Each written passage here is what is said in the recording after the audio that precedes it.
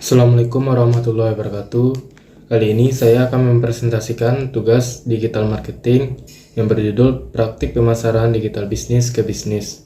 Sebelum itu, perkenalkan nama saya Muhammad Rizky dengan PM 11191010025. Ada banyak cara pemasaran digital dapat mendukung organisasi bisnis ke bisnis. Di sini terdapat 5 macam caranya. Yang pertama yaitu melalui situs e-niaga transaksional, dan yang kedua situs web pembangunan hubungan yang berorientasi pada layanan. Yang ketiga situs pembangunan merek, yang keempat portal atau situs media, dan yang kelima jaringan sosial atau situs komunitas. Berikutnya ada fokus penggunaan B2B. Yang pertama yaitu jenis alternatif pemasaran organisasi B2B. Lalu menggunakan pemasaran digital untuk mendukung akuisisi pelanggan. Selanjutnya menggunakan pemasaran digital untuk mendukung retensi pelanggan. Dan ada e-procurement, pasar elektronik, dan faktor-faktor yang mempengaruhi adopsi B2B dari internet, dan pengembangan strategi bisnis.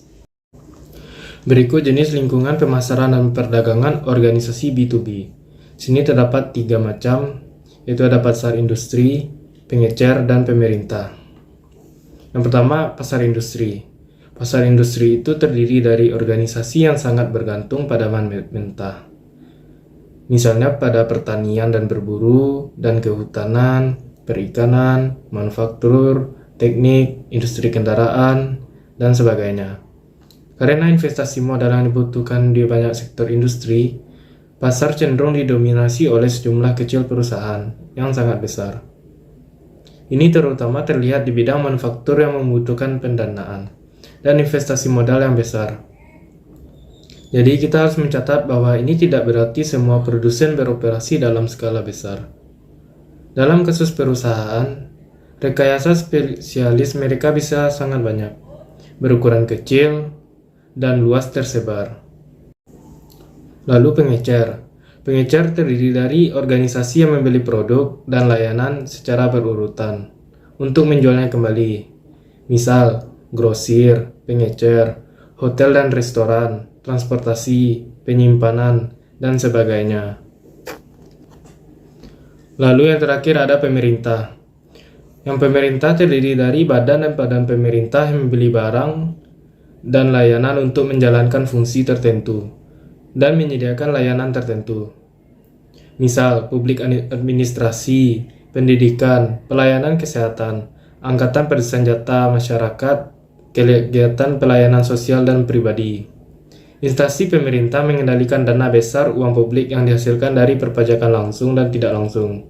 Dalam banyak kasus, persyaratan pembelian melebihi organisasi komersial swasta besar. Pemasaran digital untuk mendukung akuisisi pelanggan dalam pemasaran B2B. Terdapat beberapa perbedaan utama dalam menerapkan alat-alat ini untuk pemasaran B2B. Yang pertama yaitu kata kunci Google. Menggunakan alat kata kunci dapat mengungkapkan skala permintaan pasar.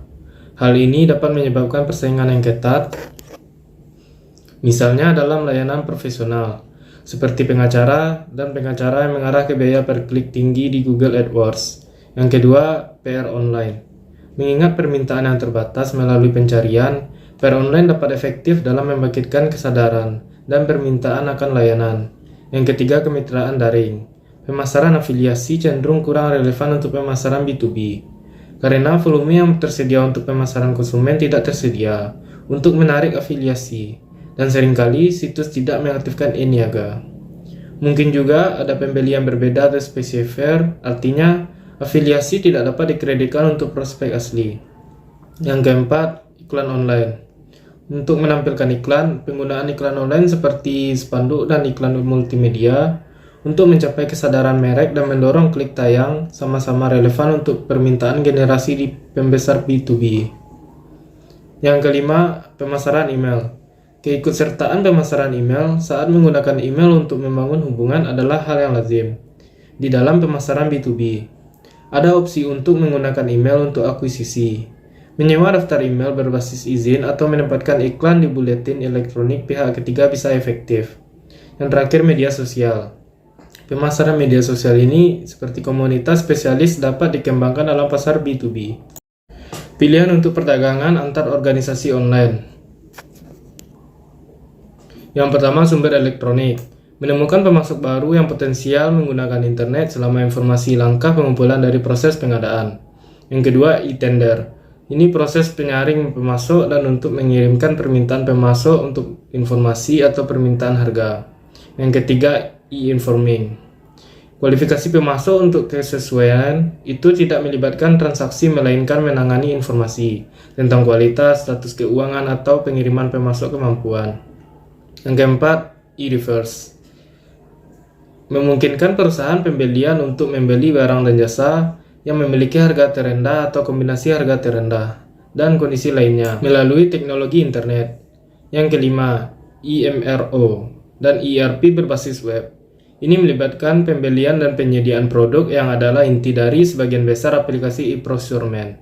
Perangkat lunak yang digunakan mengelola proses membuat dan menyetujui permintaan pembelian, menempatkan pesanan, dan menerima barang atau jasa yang dipesan.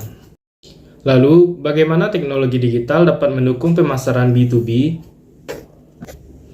Di sini dapat dilihat yang pertama adalah menjadi saluran penting untuk mempromosikan hubungan dengan pelanggan dan mitra lainnya.